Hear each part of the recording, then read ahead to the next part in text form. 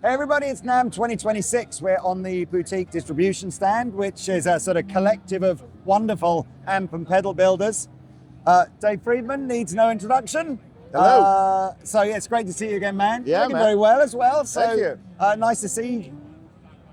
We've got 3 new products. We do. Couple of amplifiers, and this, which is getting tons of attention. So tell me what this is. So the IR load, which of course people have actually called it now the IR Lord. Oh, because the way it looks, it's hard to see, which I kind of find funny. Yeah, it's actually not a think it's bad cool. name, that one, is it? I think it's kind of cool. So what does this do? So this is a stereo, slaving, reamping, power attenuator, you could call it a bunch of things. Technically, there's a reactive load in there. There's a machine learning stereo power amp, which we'll talk about in a minute. There's stereo IRs, one per channel. So you got XLR outs in the back, so you can go to front of house with that, or recording, or whatever you'd like to do. You have a reactance knob, IR level, that's just a level coming out the IRs. You have the power amp level for left and right. Then you have depth and presence on. But mono in, presumably, and then the effects loop is stereo or something, so you end up with a stereo out from a mono amp. Okay, Correct. That's cool. So, it's similar to other products, some other products on the market, but no one has done it all in one box. So it's like, oh, we made a box and it does this, oh, but it doesn't have IRs. Why? Or it's a mono tube-based thing. Okay, that's good too. But we wanted, Pete Thorne and I, so it's a collaboration. Yeah, which is great. So it's a collaboration between the two of us. We would always sit around our shop and talk, it'd be really cool is if we had this load, but then stereo power amp, but in a nice small box. I think it's like 8 pounds. Right. Doesn't weigh anything. And it'd be cool if it had stereo IR outs and we had all this stuff. And so we brought it to the marketplace. Now, I was at breakfast with Brian Wampler yesterday, and I said, explain this machine learning power amp, because you'll see in a video, either be later in this video or a separate one, Brian has a little sort of standalone version of this machine learning power amp. Yeah. And he has technically explained it to me, and it would be great if you could technically explain to camera. But as a guitar player, I still don't really know, so what I'm going to put it really simple. As a guitar player. I'm going to put it really simply.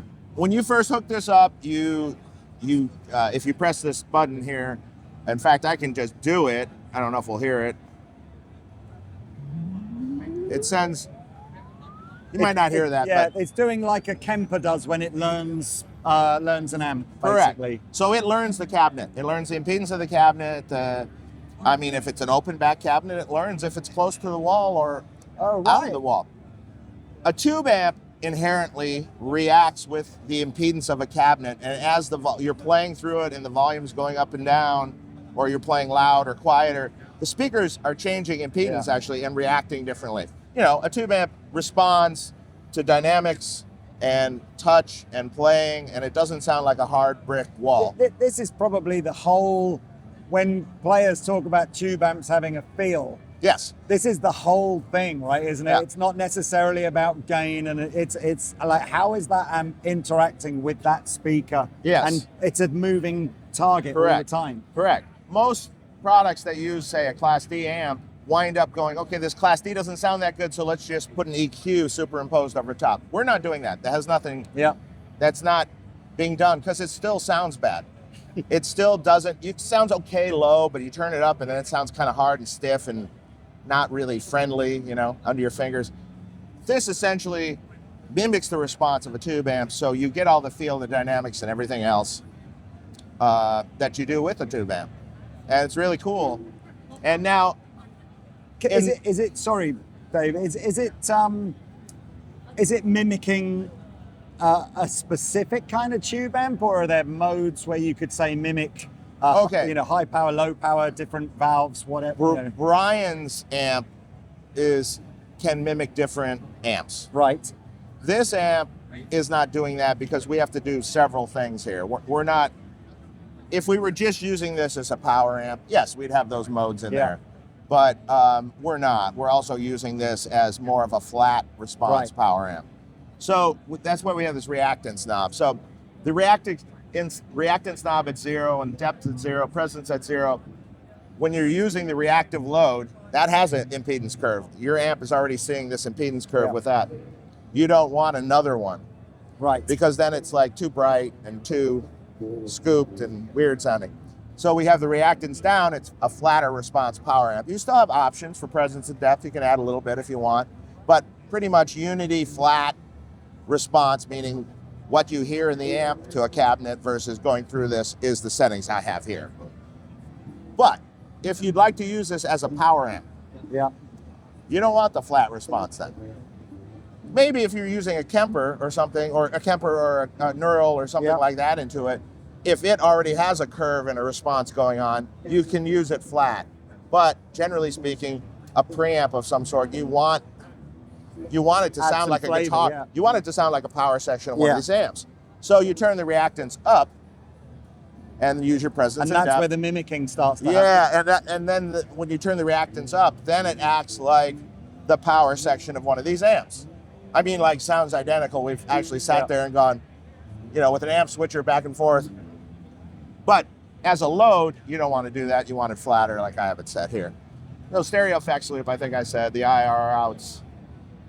So as a customer, this is aiming at, maybe you have a loud valve amplifier and you want to reduce the volume.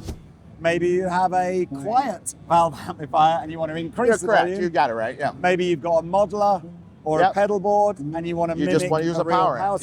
Yep. Maybe you've got a valve amp with no effects loop. And you want to create, so it's multi-case use for anybody, really with almost any kind of guitar amplifier. Nothing is on the market that does everything that this does. All right, brilliant.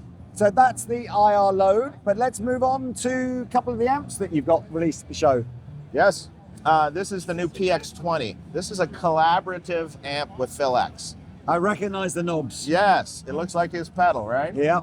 So this is the most full-featured 21 amp Friedman has now. So we have a, shall we say, an American style blackface kind of clean. With some Dumble mods in it that I kind of have. Little tweaks. Some little tweaks I've learned. A bright switch on that channel, mid switch, because there's not room for a knob. Right. It gives you 3 positions of mid. Then you have a dirty channel, right? Yeah. So the dirty channel has a bright switch, has a tight switch, so a 3-way tight switch, fatter, tighter, kind of music you're gonna play. It has a structure switch also. To the right, it's like Phil's old JMP master volume amp. So like JC made 100 JMP kind of era amp. Not super gainy, And you have, with the bright switch, you can have the exact bright value that was in that amp, or you can turn it off if you want it darker, or you can do a little plexi value too in there, or you can tighten it up in a 2203 mode. In the left mode of the structure, it gives it a little more of a boosted, higher gain thing, similar to his other amp. The third thing it does, if you're familiar with our IR pedals, we have a boost on our IR pedals that has a boost amount on the side and a boost volume. So we have boost amount. Right. Same idea. So if it's all the way down, you get no extra gain boost, but you get the second master volume. If you want a little bit of gain boost, you could have it. And because you have the boost volume, it's the same idea as the IRX has. Is that boost going to work on either channel, or just the dirty? Just the dirty channel, right? Okay. It doesn't really work. Clean boost into the clean just gets louder. It doesn't really. Then we need another master, and I ran out of room. That's a great looking amp. It's a cool looking amp. Overall system master, so you can take all the channels up and down. Presence, and there's a thump knob on back, resonance thump kind of knob on the 20 watt one, because the big one was what, EL34s or something. Yeah. So it just less EL34s, or have we gone down? This EL84s. 84s. Very similar to all our 20 watts. Oh, that's cool, man. Yeah. Oh, I look forward to hearing that. I love really cool. Phil's guitar playing. He's just he's a rock and roll hero, isn't he? Absolutely. So that's cool. And then there is a very pretty looking under the Friedman vintage line. Under the Friedman vintage line. Finally, this has been talked about for a long time. I recognize some of these knobs here. Okay. Yes, and how it's printed around the knobs. Exactly. So this is the VX30 amp. Yeah. So this is your, British AC sounding You've amp. never done that before, have you? No, but I own a beautiful 63 one from 63 copper top one. That's I mimicked this off of. So when you're doing when you're coming at a classic British amp design, obviously we're used to you doing Marshall inspired stuff and using all of those kind of the famous mods that either you've done over the years or other famous amp techs have done. So with the Vox, what's the Dave Friedman secret sauce that's gone into the AC copy? It really is just making it right, using the right transformers, using the right things. Well, we did something different. So we have a top boost channel here, which is the normal top boost that everyone would use, or we have the normal channel. The normal channel is blendable in phase with the other channel. Right, okay. And it has a little rotary switch here that gives you, like on a normal AC, you have a bright channel, a normal channel, and a trem channel. We didn't put the trem in. But in the history of AC amps, there was a bright channel, normal channel, and a bass channel. So we have all three here. So this channel can be anything. But sometimes this is really cool. You put it in the bass setting and blend this in a little bit. It just adds a little something to it. Whatever you dream up. Or if you want to use a treble booster into the normal channel on this and not use the top boost, you can do that. Have you used like an Alnico speaker in the cab, or are you going Celestian Blues? So you've really kept true to that kind of vibe. Yeah. You know that I do. Of all the amplifiers, if you don't do that, it completely loses the character. Unfortunately, blues are expensive. Yep. So it makes the cabinet price a little bit high. All Alnico speakers are expensive, aren't they? But it's I don't believe you can capture that sound unless you use. No, yeah. I mean, we'll probably offer the cabinet with some greenbacks or something. So it'll be available in a head or a 212 combo, which would be the same size and look as that, with top mounted, with 3 handles. Great color. I like the color. Yeah, we might offer another color too, but this is this stuff's this grill cloth is cool, but it's a little bit touchy on it, like it. You know what? Old amps look cool when they start getting a little, some battle scars. It does look cool. We might have another look available too. All right. Well, I guess we'll try and get some playing in here, but that's a great little rundown. I appreciate that very much. Of course. Have a great show. It's lovely to see you. Okay, what you're going to hear now is Pete playing through first the new Friedman VX30, and then after that the new little Philex amplifier. Both amplifiers are going through that IR load product and then being run into their respective cabs. And when you hear a little bit of delay on there, that's because the delay is going through the effects loop of the IR load. So it's a bit of an all-in-one demo. Anyway, take it away, Mr. Pete.